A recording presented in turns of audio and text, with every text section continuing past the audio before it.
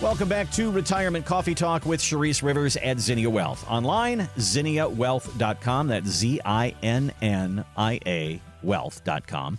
All right, so it's estimated there are 4 million people that will reach 65 years of age this year. That baby boom generation continues to peak, and a lot of them are going to retire this year because when they hit Medicare, a lot of people retire. That's kind of the trigger point. So as people come into you this year and say, hey, Charisse, here I am, can I retire? So take me through the checklist. What is it that you have to do, all the boxes that need to be checked for you to say you have the green light to retire? So what we want to do is take inventory. So what are all your incomes that are coming in? Do we have Social Security coming in? Do we also have a pension? Or do we have real estate coming in? So there's lots of different directions when it comes to income. So we want to take inventory on that, but we also want to take inventory on your liabilities. We still have a mortgage, still have credit cards. What are our debts? Do we need to buy a car here in the next 3 to 5 years? So where do we stand there? So that's the first step. So we can really gauge, hey, do we need to pay off debt? Okay, if the debt is paid off, okay, it looks like we're looking good. Does our fixed income cover, the gas at the pump and paying the light bill and the grocery bill? And then we got to look at like the health insurance, right? Because maybe the Mrs. is 65 years old and Mr. is 62. And so let's say they're both working, but you both want to retire. We have to consider, okay, if you guys both retire, one of you get Medicare. So we got to do the Medicare check off. Like, what are we going to get, an Advantage plan or a Medicare supplement? Or do you keep your employer plan if that's an option? But then what about the spouse that's 62 who has 3 years till they get into this Medicare range? Do you have enough money saved up to actually pay for the insurance if you're not working anymore? Because when you have an employer, cost of insurance is really low. And then that age between 60 and 65, insurance can be very expensive. I would not worry about retiring if it's all based on, can I afford insurance? Because I think that's the biggest myth out there. Most people that we see, they're coming in, or, okay, here's your insurance cost. Yes, you can put this into plan. You can retire now at 60, 61, 62. You don't have to wait till 65. So I think that's one thing that you have to start thinking about. So that's the insurance part. I would consider that part of your expenses and liabilities because that's there forever. Then you might have a plan where you're going to get a pension or a lump sum. So if you're going to get a lump sum or a pension, you really have to do the math. Does it make sense to take the pension or should I take the lump sum? Quick and easy math would be, if they're paying you 6% of that lump sum, maybe keep the pension. But if they're paying you less than 6, then you can roll it to an IRA, no taxes, no penalties, and we can create that same kind of income stream that you need. Plus now you have access to your principal if you die to give to your beneficiaries, whereas in a pension plan, you do not. So those are considerations we have to look at. The next piece would be the tax plan. We have a 401k or a 403b or 457, deferred TSP, TICREF, you name it. Do we roll that to an IRA? We definitely believe that you need to move those out of those retirement accounts and move into an IRA because you have limited options in those retirement accounts with your employers, and you might only have 20 options max. You move it to an IRA, we have 30,000 options. So it gives you more diversity, more asset classes to invest in, lower costs on average. So do we roll those dollars to an IRA?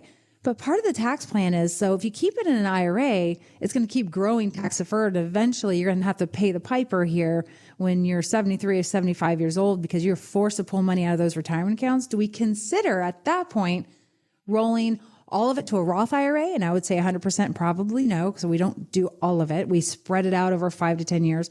Or do we move it to an IRA and then consider rolling a little bit every year to a Roth IRA? We pay the tax bill on it. So we have tax-free income for you and your surviving spouse, and then tax-free legacies to your kiddos and family members because you have more money in a Roth IRA versus a traditional IRA. So that is a big checklist item. And we do pull out our handy dandy software, tax software, which is incredible. I don't know anybody else who has what we have here, but it will shine a light on should you or should you not, and then how much, and is it worth it? So you'll love that part. So that's number 3 checklist. Number 4 is direct or indirect rollover. So a lot of people will retire and they'll like, just send me the check. And you got, say you have 500,000 in your 401k. If they send you a check, that's called indirect rollover. So if you keep it there for more than 60 days in your bank account, you get taxed on all that $500,000. That is a huge tax bill at the ordinary income marginal tax rate. So you don't want to do that. You want to do a direct rollover where it doesn't come to your fingertips, then it goes to a custodian, and then you can take money as you need it. That's a better strategy. So making sure that you don't miss that. I've met people that paid, $100,000 to $200,000 because they did this indirect rollover. So we want to make sure that's good.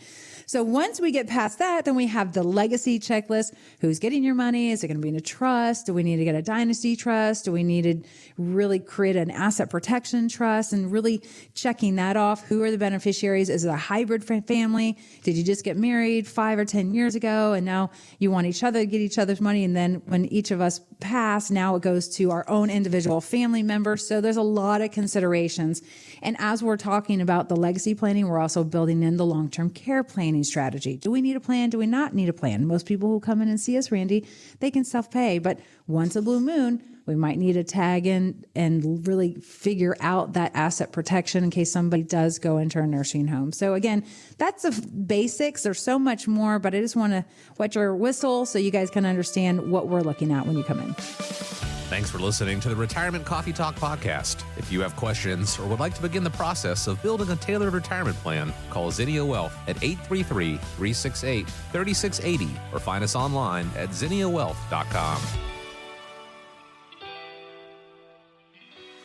Investment advisory services offered through Zinnia Wealth Advisory, LLC, a registered investment advisor. The firm only conducts business in states where it is properly registered or is excluded from registration requirements. Registration is not an endorsement of the firm by securities regulators and does not mean the advisor has achieved a specific level of skill or ability. Insurance products are offered through Zinnia Wealth Management, LLC, Florida license L078655, and Charisse Rivers, Florida license P037744. Zinnia Wealth Advisory, LLC, and Zinnia Wealth Management, LLC are affiliated entities. The information presented is believed to be current. It should not be viewed as personalized investment advice. All expressions of opinion reflect the judgment of the presenter on the date of the podcast and are subject to change. The information presented is not an offer to buy or sell or a solicitation of any offer to buy or sell any of the securities discussed. You should consult with a professional advisor before implementing any of the strategies discussed. Any legal or tax information provided in this podcast is general in nature. Always consult an attorney or tax professional regarding your specific legal or tax situation. Any client experience discussed on this show are unique to that client. Annuity and life insurance guarantees are subject to the claims paying ability of the issuing insurance company. If you withdraw money from or surrender your contract within a certain time after investing, the insurance company may assess a surrender charge. Withdrawals may be subject to tax penalties and income taxes. Persons selling annuities or other insurance products receive compensation for these transactions. These commissions are separate and distinct from fees charged for advisory services. Insurance products also contain additional fees and expenses. Social Security rules and regulations are subject to change at any time. Always consult with your local Social Security office before acting upon any information provided herein. References to specific investments should not be construed as being past specific recommendations. The returns for various indices discussed in this podcast do not represent the performance of the firm or any of its advisory clients. Returns do not reflect the impact that advisory fees will have on an investment. Past performance may not be indicative of future results. All investment strategies have potential for profit or loss. Different types of investments involve higher and lower levels of risk. There is no guarantee that a specific investment strategy will be suitable or profitable for an investor's portfolio. Historical performance returns for investment indexes and or categories usually do not deduct transaction and or custodial charges or advisory fees, which would decrease historical performance results. There are no guarantees that a portfolio will match or outperform a specific benchmark. Investments in fixed income products are subject to liquidity risk, market risk, index rate risk, credit risk, inflation risk, purchasing power risk, and taxation risk. Because bond prices fluctuate continually, their yields change constantly.